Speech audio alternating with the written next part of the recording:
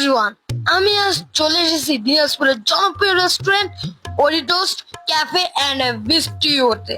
যারা এখানে এসেছেন তারা জানেন জায়গাটা সত্যি অন্যরকম, আর যারা আসেননি আজ আমি আপনাদের দেখাতে যাচ্ছি এর ভিতরের পরিবেশ এবং খাবারের রিভিউ।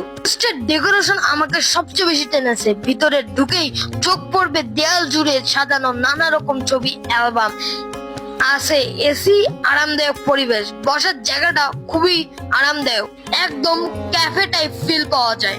তো এখানে আমি অর্ডার করেছি এক কাপ কফি ক্যাপাচিনো, সঙ্গে red velvet cookies, chocolate cake আর অরেঞ্জ কেক। কফিটা একদম নরমাল, মানে খুব এক্সট্রা কিছু না, তবে খারাপও না, তবে ডিজাইনটা খুবই সুন্দর লেগেছে। তো এরপর আমি অর্ডার দিয়েছি রেড ভেলভেট কুকিজ। জিনিসটা আসলে অনেকটা বিস্কুটের মতো, তো জিনিসটা ভালো লেগেছে, খুব খারাপও না।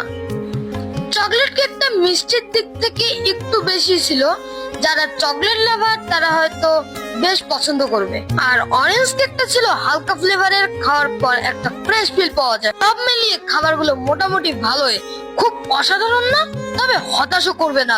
আপনারা কিন্তু এখানে বিভিন্ন ধরনের চাইনিজ আইটেমও পাওয়া যাবেন, তবে এদের সবচেয়ে স্পেশাল চাইনিজ আইটেম হচ্ছে এই নুডলস অর্থাৎ চাউমিনটা। আপনারা আসলে ট্রাই করতে পারেন।